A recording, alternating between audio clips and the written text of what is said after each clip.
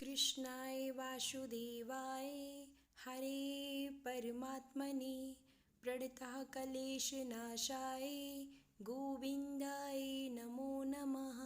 जय श्रीमन नारायण। आप सभी को एकादशी व्रत की हार्दिक शुभकामनाएं। हिंदू धर्म में एकादशी तिथि बहुत महत्वपूर्ण मानी गई है। एकादशी व्रत भगवान विष्णु को समर्पित है। अश्विन माह के शुक्ल पक्ष की एकादशी को पापम कुशा एकादशी कहा जाता है। शास्त्रों के अनुसार एकादशी व्रत करने से भगवान विष्णु का आशीर्वाद प्राप्त होता है और जातक सभी सुखों को भोगकर अंत में मोक्ष को जाता है। आज के वीडियो में आप सुनेंगे एकादशी व्रत की कथा, पूजा विधि, पूजा का शुभ मुहूर्त, एकादशी व्रत के लाभ और पापम कुशा एकादशी पे बन रहा शुभ योग और व्रत पारण का समय। पापम कुशा एकादशी पर इस साल रवि योग का शुभ संयोग बन रहा है। रवि योग को ज्योतिष शास्त्र में अत्यंत शुभ माना गया है। मान्यता है कि इस योग में किए गए कार्य सफल होते हैं। रवि योग सुबह 6:28 से दोपहर 1:30 बजे तक रहेगा। पूजा विधि: सुबह जल्दी उठकर स्नान करने के बाद भगवान विष्णु को गंगा जल से अभिषेक करें। भगवान विष्णु को पुष्प और तुलसी दल अर्पित करें। घर के मंदिर में दीप प्रज्वलित करें। अगर संभव हो तो व्रत रखें। आरती करें। भगवान का भोग का विशेष ध्यान रखें। भगवान को केवल सात्विक चीजों का भोग लगाएं।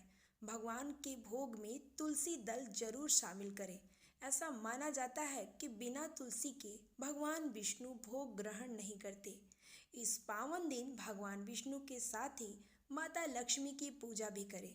इस दिन भगवान का अधिक से अधिक ध्यान करें। पापम कुशा एकादशी पूजन का शुभ मुहूर्त: एकादशी व्रत के दिन पूजन के कई शुभ मुहूर्त बन रहे हैं, जिसमें से कुछ इस प्रकार हैं। पहला मुहूर्त 4:46 AM से 5:37 AM तक। दूसरा मुहूर्त 5:11 AM से 6:28 AM तक। तीसरा मुहूर्त 5:42 PM से 6:08 PM तक और चौथा मुहूर्त 5:42 PM से 6:59 PM तक। सभी भक्तजनों, अब मैं सुनाने जा रही हूँ पापम कुशा एकादशी व्रत की कथा। प्राचीन समय में विंध्य पर्वत पर क्रोधन नामक एक बहेलिया रहता था। वह क्रूर स्वभाव का था।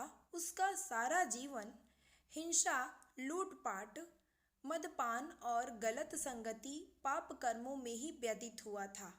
अब अंत समय में यमराज के दूत बहेलिये को लेने आए और यमदूत ने बहेलिये से कहा कि कल तुम्हारे जीवन का अंतिम दिन है, कल हम तुम्हें ले जाएंगे। यह बात सुनकर बहेलिया बहुत भयभीत हो गया और महर्षि अंगिरा के आश्रम में पहुंचा और महर्षि अंगिरा के चरणों पर गिरकर प्रार्थना करने लगा। बहेलिये ने ऋषिवर से कहा, मैंने सारा जीवन पाप कर्म करने में व्यतीत कर दिया। कृपा कर मुझे कोई ऐसा उपाय बता दीजिए जिससे मेरे सारे के सारे पाप मिट जाएं और मोक्ष की प्राप्ति हो जाए। उसके निवेदन पर महर्षि अंगिरा ने उसे अश्विन मास के शुक्ल पक्ष की पापम कुशा एकादशी का विधि पूर्वक व्रत करने को कहा। महर्षि अंगिरा के कहे अनुसार उस बहेलिये ने यह व्रत किया और किए गए सारे पापों से छुटकारा पा लिया। इस व्रत पूजन के बल से भगवान की कृपा से वह विष्णु लोक को गया।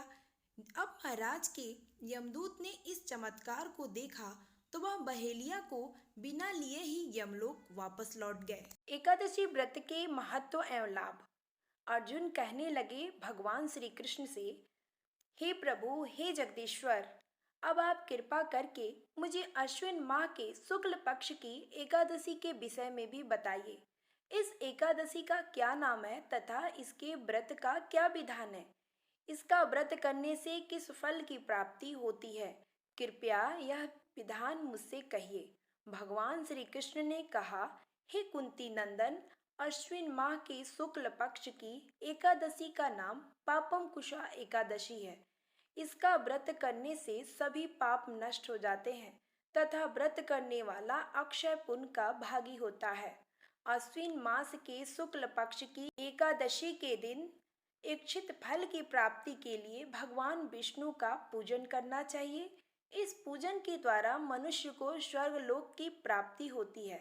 हे अर्जुन, जो मनुष्य कठिन तपस्या के द्वारा फल की प्राप्ति करते हैं, वह फल इस एकादशी के दिन क्षीर सागर में शेष नाग पर शयन करने वाले भगवान विष्णु को नमस्कार कर देने से मिल जाता है और मनुष्य को यम के दुख नहीं भोगने पड़ते। मनुष्य को पाप से बचने का दृढ़ संकल्प करना चाहिए। भगवान विष्णु का ध्यान स्मरण किसी भी रूप में सुखदायक और पाप नाशक है, परंतु पापम कुशा एकादशी के दिन प्रभु का स्मरण कीर्तन सभी क्लेशों व पापों का शमन कर देता है।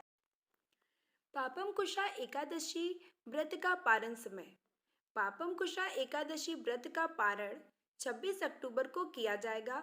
व्रत खोलने का शुभ समय 26 अक्टूबर को सुबह 6:28 से सुबह 8:43 के बीच रहेगा।